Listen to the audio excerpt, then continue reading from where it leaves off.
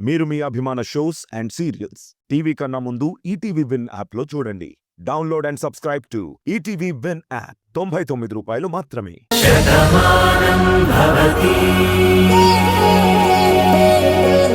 ఇప్పుడు నీలిమ కార్తీక్ భార్య అయింది. భాను కళ్ళు తెరిచాక నీలిమని ఏమని పరిచయం చేయాలి, ఏమని చెప్పాలి? అదే నాకు అర్థం కావట్లేదు. నువ్వెప్పటికీ తిరిగి రావని మేమే నిర్ణయించేసుకుని కార్తీక్కి నీలిమనిచ్చి పెళ్లి చేశామని తనకిలారా చెప్పేది. అలా చెప్తే నా స్థానం ఇంతేనా? నా గురించి మీరు ఆలోచించింది ఇంతేనా? నేను పోయాను అంటే కనీసం సంవత్సరం కూడా ఆగకుండా నా కార్తీక్ పెళ్లి చేశారా అని అడిగితే మన దగ్గర సమాధానం ఉండదు కదరా. అలా అని భాను దగ్గర నిజాన్ని ఎలా దాచడం? ఎప్పుడూ నిజమే మాట్లాడాలి అనుకునే నా కూతురు ఇంత పెద్ద నిజం దాచడం అనేది కరెక్ట్ కాదు కదా. కార్తీక్ కూడా నీలిమ విషయంలో దూరంగానే ఉంటున్నాడు. ఇప్పుడు భానుకి ఈ సంగతి తెలిస్తే ఏమని అర్థం చేసుకుంటుంది? మనసులో భాను ఉన్నా కూడా నీలిమ మెడలో తాళెలా కట్టాడనే ప్రశ్న వస్తుందిరా. ఏంటో నాకేం తోచడం లేదురా.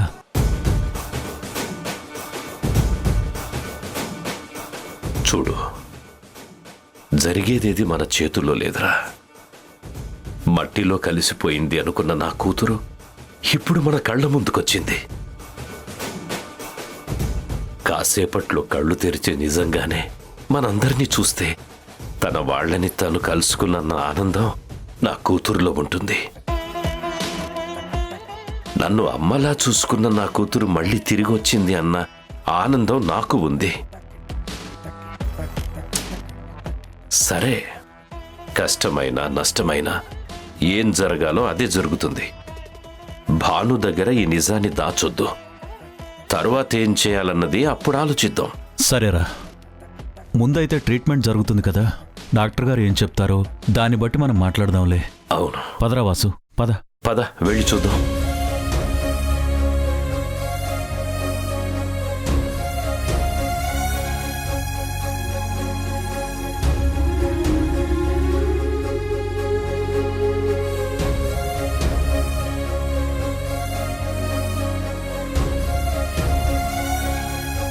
కిట్టయ్య, నీ బాధ పగవాళ్లకు కూడా రాకూడదు. ఇప్పుడు నేను నీతో ఏం మాట్లాడాలో ఎలా మాట్లాడాలో కూడా నాకు అర్థం కావడం లేదు. ఎందుకమ్మా? ఏం జరిగినా మన మంచికే జరుగుతుందని ఎప్పుడు చెప్పే నువ్వే ఇలా మాట్లాడమేంటమ్మా? ఇంకెలా మాట్లాడమంటావు మావయ్య? మన ఇంట్లో ఉన్న వ్యక్తి రాధా అనుకుని నువ్వెంతగానో అభిమానించావు. అది మా అందరికీ తెలుసు. కానీ తను అసలు మన రాధ కాదు, వేరే మనిషి అని తెలిసినప్పుడు నీ రాధ ఎక్కడుందో అన్న ప్రశ్నతో పాటు ఎన్ని రోజులు నువ్వు పెంచుకున్న ఆశకి, నీ మనసుకి ఎంత బాధ అనిపిస్తుందో అర్థం చేసుకోలేని అమాయకులు ఇక్కడెవరూ లేరు. చూడు కిట్టయ్య, నా కొడుకు సంతోషంగా ఉండాలని, వాడెప్పుడూ ఆనందంగా ఉండాలని నేను కోరుకున్నాను. కానీ అందరి గురించి ఆలోచించే నీకు ఎంత కష్టం వస్తుందని ఊహించలేకపోయాను. వద్దమ్మా, ఇప్పుడు మనం మాట్లాడుకుంటే అది తప్పే అవుతుంది. ఇన్ని రోజులు మన ఇంట్లో ఉన్న మనిషి మన మనిషి కాకపోయినా తను మనందరి గురించి ఆలోచించింది. నేను జైలుకు వెళ్తే తను ఎంతో రిస్క్ చేసి నన్ను విడిపించింది. మన ఊరి పరువుని, ఆడపిల్లల్ని కూడా కాపాడింది. ఒకప్పుడు రాధ ఈ ఊరి గురించి ఎలా ఆలోచించిందో తన రూపంలో ఉన్న భాను కూడా అలాగే ఆలోచించింది. అయితే ఈరోజు తన వాళ్ళని కలుస్తుంది. మనకి పరాయి అయినా తను మనం అభిమానించిన మనిషి. తన వాళ్ళకి దగ్గరైనందుకు మనం ఆనందించాలి. ఇక నా రాదంటావా? ఎక్కడో దగ్గర బావుందని అనుకుంటాను. నాకు దూరంగా ఎందుకు బతుకుతుందో తెలుసుకుంటాను. తొందరలోనే తనని ఎలాగోలా కలుసుకుంటాననే నమ్మకంతో ముందుకు వెళ్తాను. ఇక్కడ మనెవరికీ పనిలేదు. భానుకి స్పృహొచ్చాక తనని పలకరించి నేను సత్య ఇంటికొచ్చేస్తాం. నువ్వొక్కదానివే ఇక్కడుండి ఏం చేస్తావు? నువ్వింటికెళ్ళమ్మా. బావ కూడా ఊళ్ళో లేడు కాబట్టి అక్కకి సాయంగా నువ్వుండు. అది కాదు కిట్టయ్య, ఇక్కడ నిన్నొక్కడినే వదిలేసి నేను ఎలా వెళ్ళను? పర్వాలేదులే, మన ఊరే కదా. జయప్రద ఒక్కతే ఉన్నా ఊర్లో అందరూ ఉన్నారు కదా, ఇబ్బందేం ఉండదు. నా రాధ నాకు కనిపించే వరకు, మళ్ళీ తను నా జీవితంలోకి వచ్చే వరకు నా మటుకు నేను ఒంటరిని అని బాధపడినా మీరందరూ నాతో ఉన్నారు, నాకు ధైర్యం చెప్పడానికి. అది చాలు నాకు. కానీ ఇప్పుడు నువ్విక్కడ ఉండడం వల్ల ప్రయోజనమే ఉంది. నేను కూడా ఉండాల్సిన అవసరం లేదు. కానీ ఇన్ని రోజులు మనతో ఉన్న మనిషి కాబట్టి తనకి మెలకు వచ్చాక ఒక మాట చెప్పి మేము వచ్చేస్తాం. నువ్వు బయలుదేరమ్మా.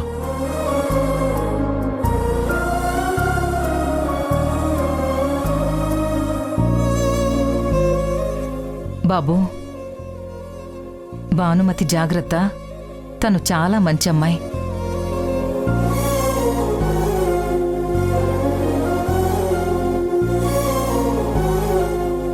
నీ జీవిత భాగస్వామి గురించి నీకే చెప్తున్నానని మరోలా అనుకోకు. ఇన్ని రోజులు తను మా ఇంట్లో ఉంది కాబట్టి తనేంటో మేం తెలుసుకున్నాం. అందుకే ఇప్పుడు తనను వదిలేసి వెళ్లాలన్నా మాకు చాలా బాధగానే ఉంది. కాని తన వాళ్లను తను కలుసుకుంది అన్న నమ్మకంతో వెళుతున్నాను. మీరిద్దరూ సంతోషంగా ఉండండి. ఒకసారి మీ ఇద్దరూ కలిసి మా ఇంటికి రండి. తప్పకుండా వస్తామండి. నా ప్రాణాన్ని నాకు చూపించిన గొప్ప వ్యక్తులు మీరు. మీకు ఎప్పటికీ రుణపడి ఉంటాను. మన మధ్య ఎలాంటి పరిచయం లేకపోయినా సత్య ద్వారా ఒక పరిచయం ఏర్పడింది. అది ఎలాంటి పరిస్థితికి దారి తీస్తుందని ఆ రోజు ఊహించలేకపోయాను. ఈ రోజు మన ఊహకి అందందే జరిగింది. మా భాను మాకు శాశ్వతంగా దూరమైపోయిందని మేమందరం ఎంతగానో బాధపడ్డామండి. అలాంటి మా ఇంటి వెలుగుని తనని మీ ఇంట్లో ఉంచి తన గురించి ఎంతగానో ఆలోచించి తనకి పురుడ పోసి మీరెంతో సహాయం చేశారు. ఏమిచ్చి మీ రుణం తీర్చుకోగలం? మన మధ్య ఇంతకు ముందు పరిచయం లేకపోయినా ఈ బంధంతో ఒక బంధుత్వం ఏర్పడింది. తప్పకుండా మిమ్మల్ని ఎప్పటికీ తలుచుకుంటూనే ఉంటాం. చూడండి, మీరు కూడా మా ఇంటికి వచ్చి వెళ్తూ ఉండండి. అలాగేనండి, బయలుదేరతానండి.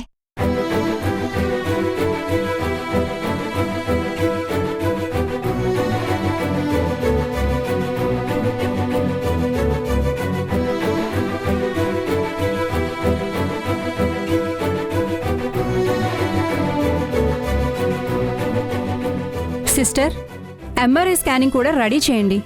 మిగిలిన టెస్టులు కూడా నేను రాసిస్తాను. అవన్నీ చేయించి ఈవినింగ్ కలర్ రిపోర్ట్స్ రావాలని చెప్పండి. Okay doctor. మేడం, ఈవిడ గతం మర్చిపోయి గుర్తొచ్చిందని అందరూ అంటున్నారు కదా, ఇప్పుడు తెలివి వస్తే తను ఎలా రియాక్ట్ అవుతుంది? ఖచ్చితంగా భాను నా మీద సీరియస్గానే రియాక్ట్ అవుతుంది. ఎందుకంటే భాను విషయంలో నేను ఒకటి కాదు, ఎన్నో తప్పులు చేశాను. భానుకి నా గురించి మొత్తం తెలిసిపోయింది. మా మావయ్యని బయటికి తీసుకురావటం, ఆయన చనిపోయినట్టుగా నాటకం ఆడటం, ఇలా ప్రతి విషయం ఆ గవర్నమెంట్ డాక్టర్ భానుకి చెప్పారు. నా నిజ స్వరూపం మొత్తం భానుకి తెలుసు. తనకి గతం గుర్తొస్తే తన వాళ్ళని గుర్తు పట్టేస్తుందని అందరూ ఆనందపడుతున్నారు. కానీ తర్వాత నేనొక భయంకరమైన రాక్షసులా కనపడతానని నేను భయపడుతున్నాను. ఇప్పుడు నేను మారాను అన్నా భాను నమ్మదు. అప్పటి నీలిమలాగే నన్ను చూస్తుంది. నా గురించి ఇంట్లో అందరికీ చెప్తుంది. అందరూ నన్ను ఒక శత్రువుని చూసినట్టు చూస్తారు. ఆ బతుకు నేను ఊహించలేను. ఆ కోపాన్ని నేను తట్టుకోలేను. వాళ్ళనే మాటని నేను వినలేను. అందుకే భాను అందరికీ దగ్గరయ్యేసరికి నేనందరికీ దూరమైపోవాలి. నీలిమా,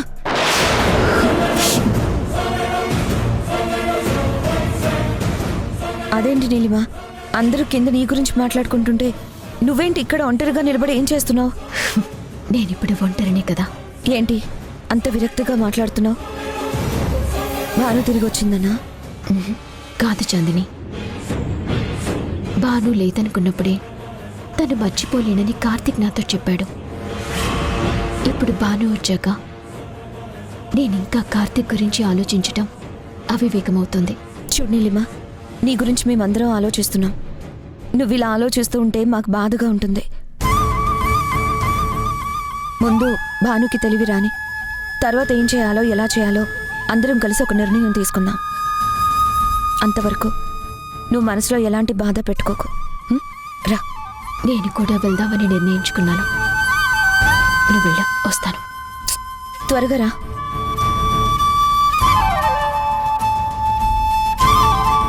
నేనక్కడికి రాకూడదు, వెళ్ళిపోవాలి. కానీ ఇలా నేను ఆత్మహత్య చేసుకుంటే అందరూ నేను తప్పు చేశాను అనుకుంటారు. నేనే లేనప్పుడు నా గురించి ఎవరేమనుకుంటే ఏంటి?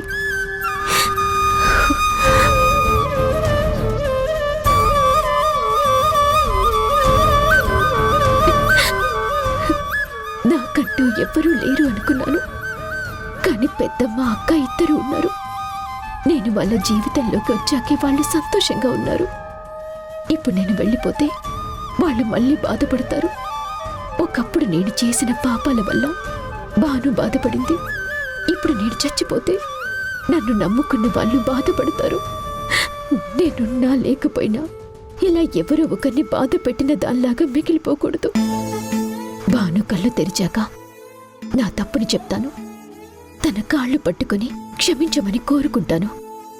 తర్వాత తను ఏ నిర్ణయం తీసుకుంటుందో ఆలోచిస్తాను.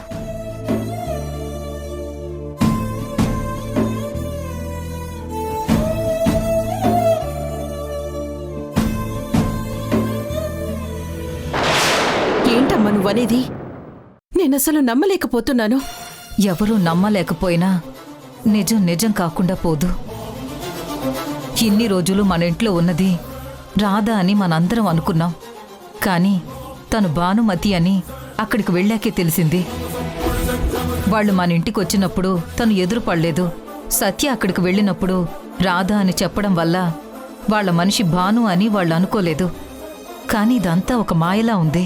నిజమేనమ్మా. తనిక్కడ ఉన్నా కూడా ఇది నా ఇల్లు కాదు, నా గమ్యస్థానం ఇంకెక్కడో ఉందని చెప్తూనే ఉండేది. అది మనమే అర్థం చేసుకోలేకపోయాం. గతాన్ని మర్చిపోయినా తన మనసు తనకు చెప్తూ ఉంటుంది కదా, తన వాళ్ళు ఎక్కడో ఉన్నారని. ఇప్పుడదే నిజమైంది. నిజమే జయ. ఎన్ని రోజులు జీవితం ఒక ప్రశ్నగా మిగిలిపోయిన ఆ అమ్మాయికి తన జీవితం ఏంటో అర్థమైంది. తన వాళ్ల చెంతకు చేరుకుంది. ఆ గతం గుర్తుకు రావడంతో వాళ్ళందరూ ఆనందంగానే ఉంటారు. కానీ ఇప్పుడు నా కిట్టయి పరిస్థితి ఏంటో ఆలోచిస్తేనే నాకు భయంగా ఉంది. అమ్మా, తమ్ముడు గొప్ప ప్రేమికుడు, మంచి మనసున్నవాడే తప్ప ఇలాంటి విషయాన్ని జీర్ణించుకోలేనంత పిరికివాడు మాత్రం కాదమ్మా. తనిక్కడ ఉన్నంతకాలం తను ప్రేమించిన రాధే తన కళ్ల ముందు ఉంది అనుకుని ఆరాధించాడు. కాని ఎప్పుడూ భాను మాటలు కాదని ఏ పని చేయలేదమ్మా. అలాంటిది ఇప్పుడు తను రాధ కాదు అని తెలిసాక తమ్ముడు తట్టుకుంటాడు అన్న నమ్మకం నాకుంది. నా కొడుకు గుండె ధైర్యం గురించి నాకు తెలుసు. కాని గుండెల్లో ఉన్న బాధ గురించి ఎవరు ఆలోచిస్తారు? ప్రేమించిన మనిషి ఎక్కడుందో తెలీదు, ఎలాంటి పరిస్థితుల్లో ఉందో తెలీదు. అసలు తను ఎందుకు వదిలేసి వెళ్ళిపోయిందో అర్థం కావడం లేదు. ఇలాంటి సందర్భంలో వాడు మానసికంగా ఎంత నలిగిపోతాడో అమ్మగా నేను అర్థం చేసుకుంటాను. కాని తన బాధని నా కొడుకు నాతో కూడా పంచుకోడు, గుండెల్లోనే దాచుకుంటాడు. వాడి జీవితం ఏమవుతుందో ఆలోచిస్తేనే నాకు చాలా భయంగా ఉంది. మంచివాళ్లకెప్పుడూ చెడు జరగదు అని భాను నిజం చేసింది. తమ్ముడి ప్రేమకి రాధ ఎందుకు దూరమైంది అన్నది ఇప్పుడు మనం ఎంత ఆలోచించినా ప్రయోజనం ఉండదమ్మా. కాని తమ్ముడికి బాధ లేకుండా చూసుకోవాల్సిన బాధ్యత మాత్రం మన మీదుంది. అది తప్పకుండా మనం చేద్దాం. వాడికి మనం ఉన్నామన్న ధైర్యాన్నిద్దాం. వాడు ఒంటరివాడు కాదు అని మన కంటికి రెప్పలా కాపాడుకుందాం.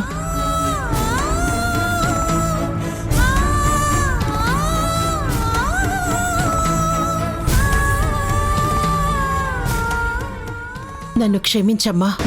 అప్పుడు నేను మూర్ఖంగా ఆలోచించి రాధ ఈ ఇంటికి తమ్ముడి జీవితం నుంచి దూరంగా వెళ్ళిపోవడానికి కారకురాల్ని నేనే. తను ఎప్పటికీ రాలేదు. వస్తే తమ్ముడి జీవితంలో ఉంటుంది, కానీ మన ఇంటి పేరు నిలబెట్టలేదు అని తనకు తెలుసు. తను తల్లి కాలేదు కాబట్టే ప్రేమను త్యాగం చేసి వెళ్ళిపోయింది. దీనికి కారకురాల్ని నేనే అయినా ఇప్పుడు ఆ మాట నేను నీతో చెప్పలేను. కానీ నా తమ్ముడు బాధని తీర్చే ప్రయత్నం మాత్రం చేస్తాను.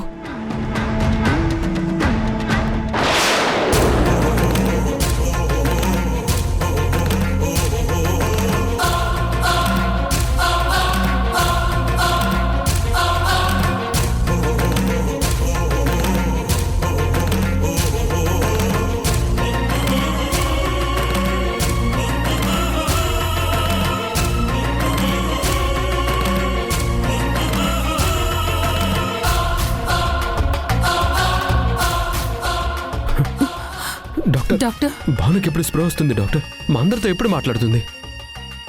కొన్ని టెస్టులు కూడా చేశాము. అన్ని రిపోర్ట్స్ సాయంత్రానికి వస్తాయి. ఐ థింక్ రేపు మార్నింగ్ కల్లా తన కాన్షియస్లోకి రావచ్చు. Thank God.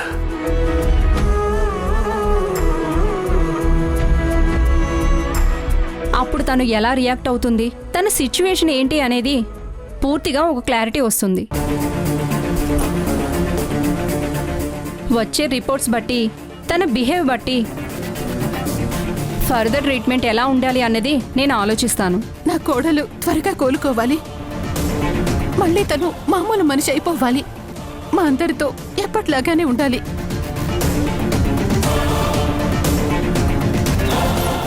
దాని గురించి ఎంత ఖర్చైనా మీరు ఆలోచించకండి. ఎంత ఖరీదైనటువంటి ట్రీట్మెంట్ అయినా మీరు చేయించండి. ఇంకా ఎవరైనా డాక్టర్స్ కావాలంటే పిలిపించండి. చూడండి మేడం, ఇలాంటి కేసులు చాలా అరుదుగా ఉంటాయి. వీటిని ఎమోషనల్గా కాకుండా చాలా స్మార్ట్గా డీల్ చేయాలి. ఇలాంటి కేసుల్లో కొంచెం పేషెన్సీగా ఉండాలి. చెప్పాను కదా, రేపు తను కాన్షియస్లోకి వచ్చాక రిపోర్ట్స్ని బట్టి ఏం చేద్దామన్నది ఆలోచిద్దాం.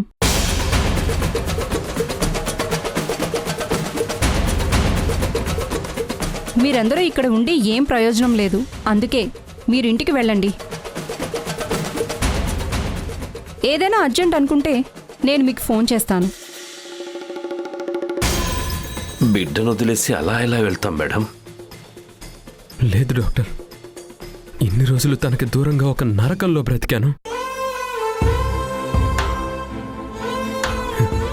ఇప్పుడు తనని వదిలి నేనెక్కడికి వెళ్ళను.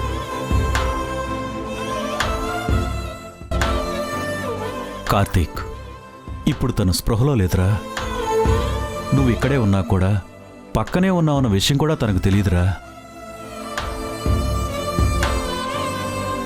అవును బాబు, తను కళ్ళు తెరిస్తే ముందు నిన్నే చూడాలని అంటుంది. కానీ డాక్టర్ గారు రేపటి వరకు స్పృహలోకి రాదు అంటున్నారుగా. అందరం ఇక్కడ వెయిట్ చేయటం ఎందుకు? ఇంటికి వెళ్దాం పదండి. మంచి మాట చెప్పారండి. మీ ఫోన్ అందుబాటులో ఉంచితే అర్జెంట్ అనుకుంటే నేనే ఫోన్ చేస్తాను. ఐసీయూ దగ్గర ఇంతమంది ఉండకూడదు. మీరందరూ వెయిటింగ్ హాల్లో ఉండాలి. అదే మీరు ఇంట్లో ఉంటే కాస్త రిలాక్స్ అవుతారు కదా, అందుకే వెళ్ళమన్నాను. అన్నయ్య, అందరం తన కోసం ఆలోచిస్తున్నాం కాబట్టి ఏదైనా అవసరం అనుకుంటే మళ్ళీ వద్దాం. మురారి గారు, మీరు కూడా మాతో పాటు మా ఇంటికి రండి.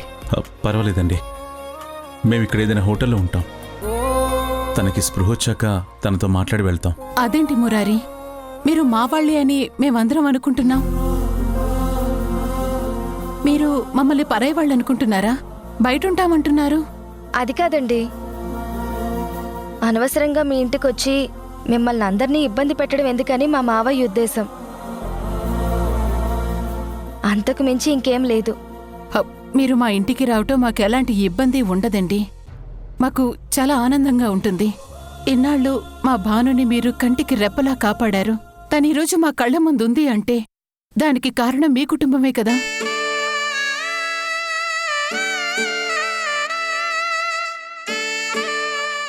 చూడండి, మీరెప్పుడూ మాకు ఆత్మీయులే అవుతారు తప్ప పరాయవాళ్లు కారు. దయచేసి కాదనకండి. ఏంటండి ఆలోచిస్తున్నారు? ఇన్ని రోజులు మన మధ్య ఒక పరిచయం మాత్రమే ఉంది. ఈ సంఘటన తర్వాత మన రెండు కుటుంబాల మధ్య ఒక అనుబంధం ఏర్పడింది. ఆ బంధం ఎప్పుడూ అలాగే ఉండాలి. మీరు ఇంకేం ఆలోచించకండి, వెళ్దాం పదండి.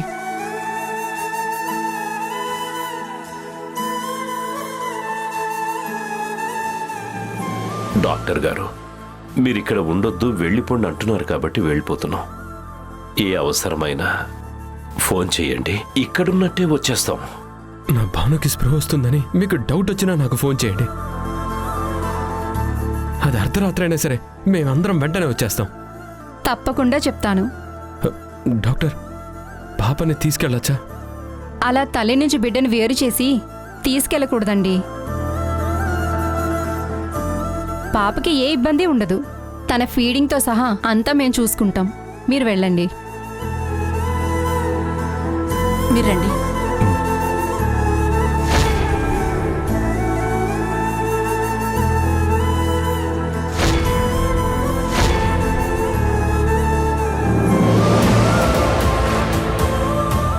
వెళ్దాం పద బాబు, పద.